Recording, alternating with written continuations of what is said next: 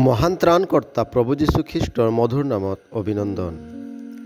পবিত্ৰ বাইবেলৰ যোহানে লিখা শুভবাৰ্তা 17 অধ্যায় 3 পদত আমি এইদৰে পঢ়িবলৈ পাওঁ, আৰু একমাত্ৰ সত্য ঈশ্বৰ যে তোমাক আৰু তুমি পঠোৱা যীশু খ্ৰীষ্টক জনা এই অনন্ত জীৱন।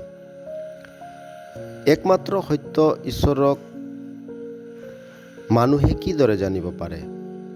ঈশ্বৰৰ পুত্ৰ যিজন পিতৃৰ কোলাত আছিল, তেওঁ মানৱ ৰূপ ল'লে আৰু ঈশ্বৰক মানুহৰ আগত প্ৰকাশ কৰিলে। অৰ্থাৎ প্ৰভু যীশু খ্ৰীষ্ট যিজন স্বয়ং ঈশ্বৰৰ পুত্ৰ হৈ আৰু যিজনৰ ঈশ্বৰৰ পূৰ্ণতা নিবাস কৰে, তেওঁৱে ঈশ্বৰক সকলো মানুহৰ আগত প্ৰকাশ কৰিলে।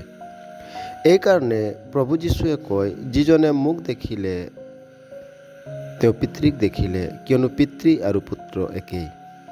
এইকাৰণে ঈশ্বৰক জানিবলৈ হ'লে প্ৰভু যীশুক জনাটো অতি আৱশ্যক।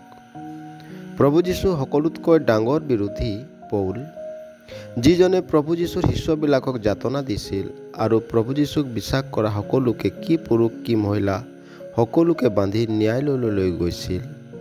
কিন্তু সেই পৌলে প্ৰভু যীশুক বিশ্বাস কৰাৰ পাছত কৈছিল, মোৰ পক্ষে যি লাভ আছিল সেই সকলোকে খ্ৰীষ্টৰ নিমিত্তে মই হানি যেন মানিলোঁ।